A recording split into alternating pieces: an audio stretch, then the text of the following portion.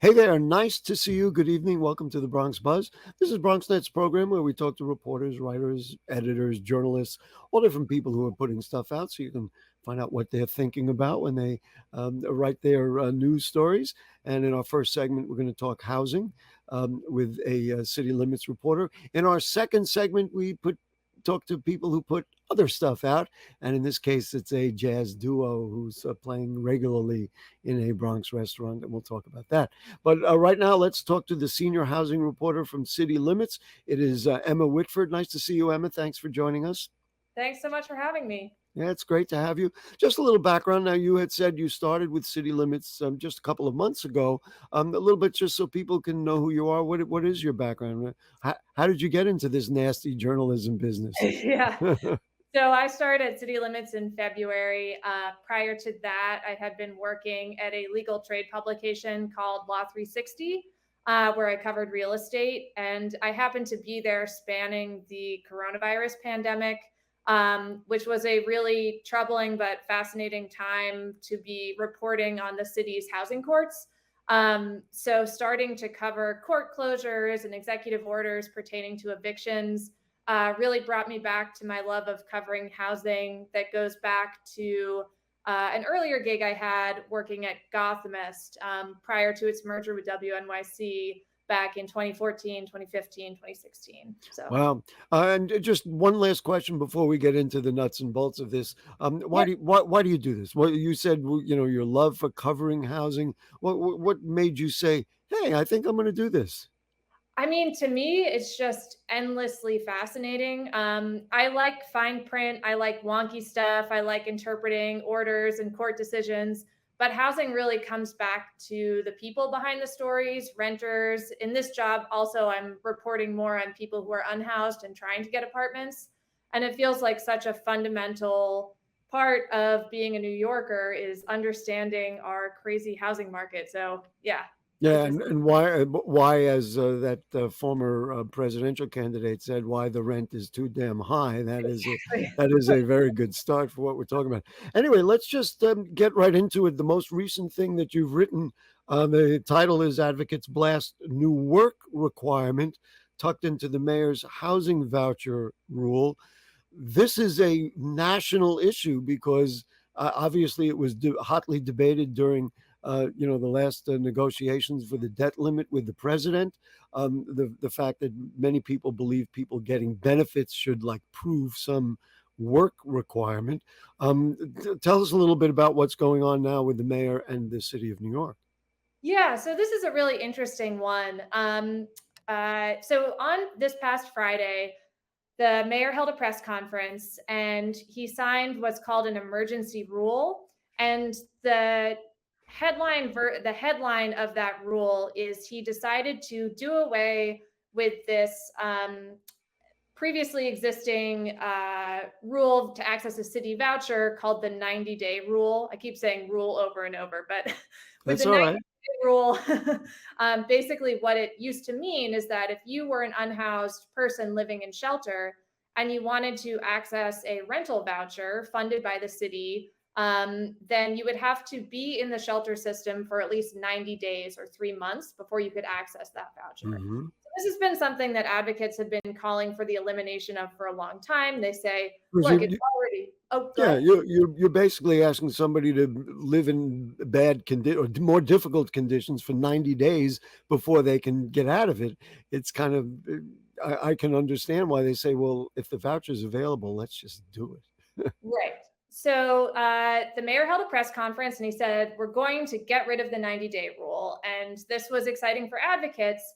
But the catch here is that at the very same time, in late last month, the city council passed 4 bills that would add additional reforms and changes to make these same city FEPS vouchers more accessible to more people. Things like increasing the income threshold under which you can qualify, making it easier for people to get vouchers before they get to shelter in the first place. And another aspect of what these city council bills would do is get rid of a so-called work requirement.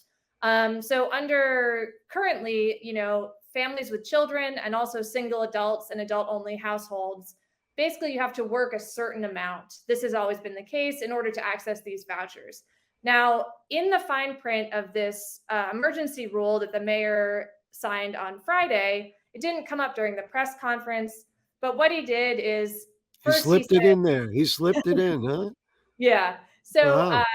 prior to last week, if you were a family with children, you were supposed to work 14 hours a week in order to qualify for a voucher. Now, he did reduce that slightly in this order. He said, okay, families with children, instead of 14, you're going to work 10 hours a week, which was, advocates would say a step in the right direction. But then for adult only households, previously the rule had been any number of hours that you work a week, you're going to be able to qualify for a voucher. So he took that and he raised it up to 10. So now both Mhm. categories, all categories across the system have to work 10 hours a week. But for advocates, they were like, wait a minute, here we are. Sure, you're going to reduce it a little bit for families with children, but what about all these other adults in the system, tens of thousands of them, who Yep. now have like somewhat more of a barrier? It's a real catch-22 because, and I understand the philosophical thing. You're saying, well, you've got to be working, and you should earn your keep, so to speak, and the city will need you to be productive.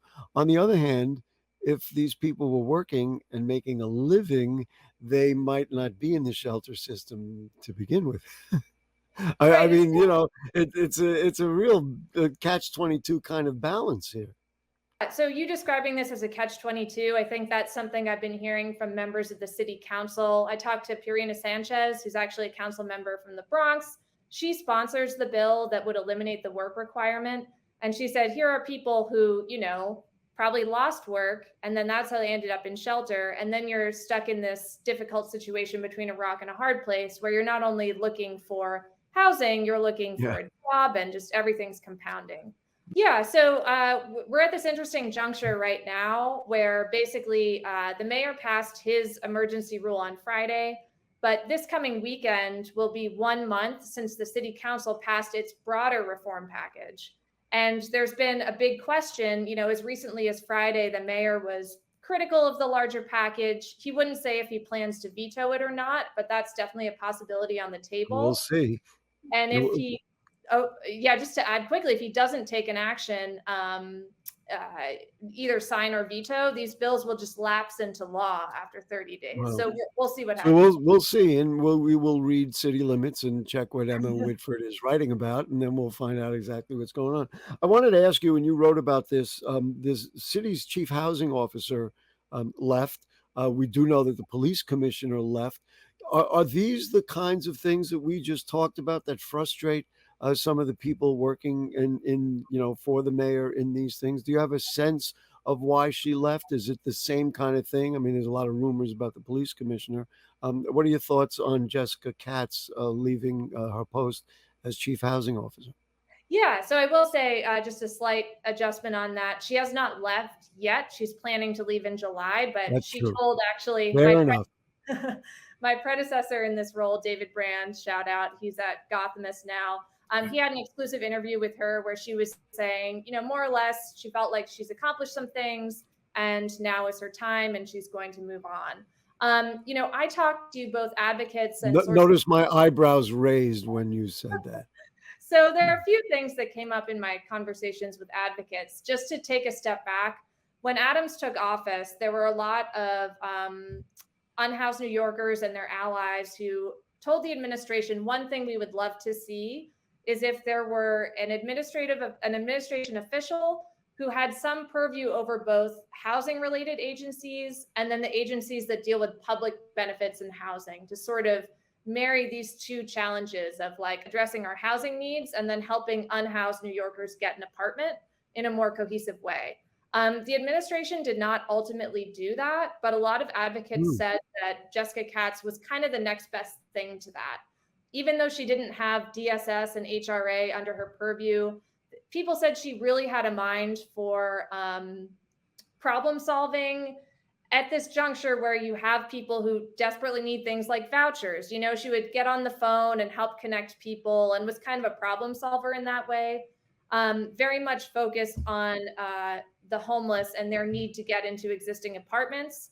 Whereas on the other hand, you have Maria Torres Springer, who's going to be stepping in Right. as with this larger umbrella that's like economic and workforce development and housing. And when you hear her talking in public, she does talk about homelessness, but she's also really driving this point of needing to build more housing, increase supply, which is definitely another piece of the puzzle. But I think advocates look at this and they're like, here was this person who, kind of understood our plight and our priorities for Right. homeless New Yorkers, Right. and now she's out. So that is a difficult thing. One thing I just want to throw in, we got maybe about a minute left, um, just about the migrant crisis. Is Yeah. this seen as part of a housing thing, or is it seen by the city as a separate issue because we're just going to, figure out how to put them in hotels or school gyms? I don't want to presume anything, but where is that at, and is it possible for the city to ever get their arms around it? Yeah, I think the refrain that you hear over and over again is nothing is off the table. It seems like the administration is very much in, emergency crisis mode these days, really focusing on those short-term housing options, things like hotels. You've probably seen reporting about, some migrants who've come to New York City being given the option to go up the Hudson Valley or further up towards Albany to stay instead.